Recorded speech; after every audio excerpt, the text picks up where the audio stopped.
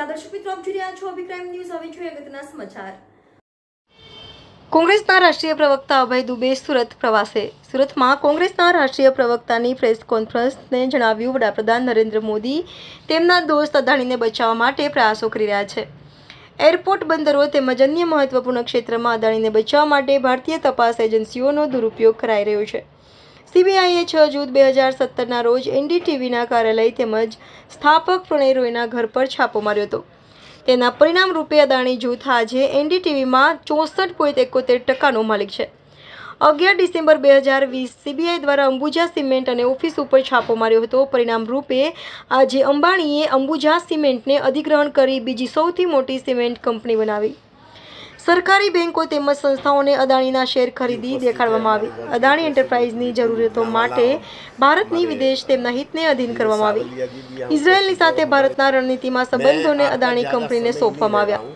વિત્ત મંત્રાલય દ્વારા આપત્તિ આપવામાં આવી હોવા છતાં પણ 6 એરપોર્ટ અદાણી સમૂહને સોંપવામાં આવ્યા. રિપોર્ટર નૈતિક રેશમવાળા, અભિક્રાઇમ ન્યૂઝ, સુરત. इस देश की विदेश नीति क्या है? अगर विदेश नीति को संक्षिप्त में समझना है तो वो विदेश नीति है सिर्फ अडानी सेंट्रिक नीति. प्रधानमंत्री जी बांग्लादेश गए. हिंदुस्तान में एकमात्र कंपनी अडानी जी की है जो ऑस्ट्रेलिया से कोल लाती है, झारखंड में बिजली उत्पादित करती है और एकमात्र कंपनी को पावर परचेस एग्रीमेंट की अनुमति दी जाती जो बांग्लादेश को बिजली सप्लाई करता है. श्रीलंका गए प्रधानमंत्री जी. श्रीलंका में जो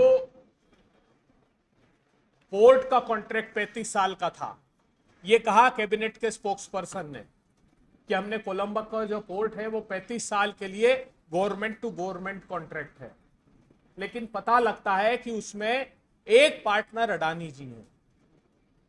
क्या भारत में कोई दूसरा व्यावसायिक संस्थान नहीं है जो गवर्नमेंट टू गवर्नमेंट डील में पार्टिसिपेट कर सकता था, या कोई पारदर्शी प्रक्रिया उसमें अपनाई नहीं जा सकती थी?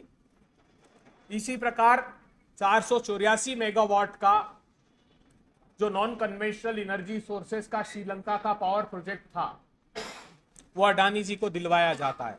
और ये बात मैं नहीं कह रहा हूं, ये बात इलेक्ट्रिसिटी अथॉरिटी के चेयरमैन ने पार्लियामेंट्री कमेटी के सम्मुख कही.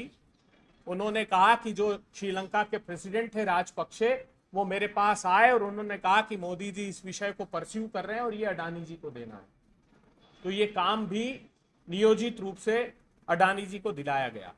स्ट्रेटेजिक एरिया में, डिफेंस के एरिया में प्रधानमंत्री के साथ 2017 में अडानी जी इजराइल जाते हैं और इजराइल में आप कल्पना कीजिए कि जिस संस्थान ने कभी कोई ड्रोन नहीं बनाया, जिसके पास कोई अनुभव नहीं था, उसको डिफेंस के क्षेत्र में काम करने के लिए, जबकि हमारे पास वो शासकीय संस्थाएं थी, हिंदुस्तान एरोनॉटिक्स था, भारत डायनेमिक्स था, जिनके पास इस बात का अनुभव था, लेकिन वो काम किसको दिया गया?